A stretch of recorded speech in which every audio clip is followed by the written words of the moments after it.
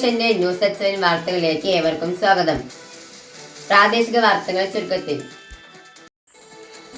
കോഴിക്കോട് പാലക്കാട് ദേശീയപാതയിലെ കൊമ്പംഭാഗത്ത് അപകടമുണ്ടായി. ഓട്ടോറിക്ഷയും കാറും കൂട്ടിയിടിച്ചാണ് അപകടമുണ്ടായത്. കുണ്ടൂർക്കുന്ന് സ്വദേശികളാണ് ഓട്ടോറിക്ഷയിലുണ്ടായിരുന്നത്.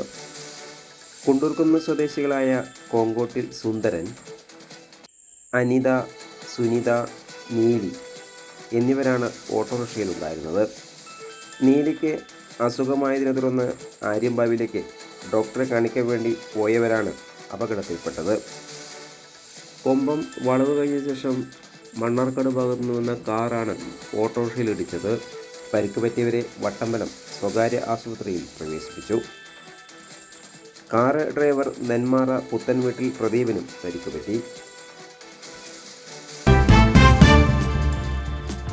വയനാടുണ്ടായ ഉരുൾപൊട്ടലിൽ ദുരിതമനുഭവിക്കുന്ന ആളുകളെ സഹായിക്കാനായി മുഖ്യമന്ത്രിയുടെ ദുരിതാശ്വാസ നിധിയിലേക്ക് ശ്രീശുവരം ഹയ ഹൈപ്പർ മാർക്കറ്റ് ഉടമ ചങ്ങലേരി മൻസിത്തൊടി മൊയ്തു 1 ലക്ഷം രൂപ സംഭാവനയായി നൽകി.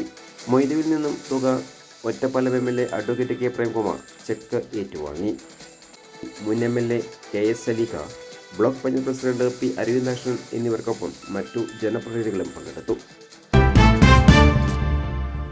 വയനാടിന് കൈത്താങ്ങായി പാലക്കാടുള്ള ആധാരമെഴുത്ത് തൊഴിലാളികൾ.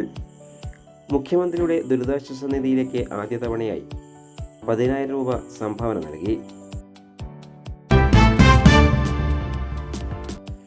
കൃഷി ഓഫീസ് നവീകരിച്ചു. കരിമ്പുഴ കൃഷിഭവന്റെ നവീകരിച്ച ഓഫീസ് പ്രസിഡന്റ് KM ഹനീഫ ഉദ്ഘാടനം ചെയ്തു.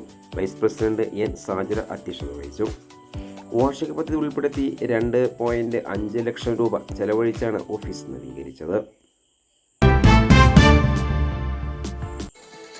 മണ്ണാർക്കാട് പയ്യനടത്ത് വീട് കുത്തി തുറന്ന് മോഷണം നടത്താൻ ശ്രമിച്ച മോഷ്ടാക്കളുടെ സംഘത്തിലെ ഒരാളെ നാട്ടുകാർ സാഹസികമായി പിടികൂടി പോലീസിൽ ഏൽപ്പിച്ചു.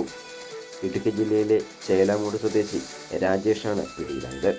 4 അംഗ സംഘമാണ് മോഷ്ടിക്കാനെത്തിയത്. വിദേശത്ത് ജോലി ചെയ്യുന്ന കുളർമുണ്ട പാവുക്കുന്നൻ ഷഫീഖിന്റെ വീട്ടിലാണ് മോഷണ ശ്രമം നടന്നത്. കൂടുതൽ വാർത്തകൾക്കായി നാട്ടുകൾ വിഷൻ ചാനൽ സബ്സ്ക്രൈബ് ചെയ്യൂ.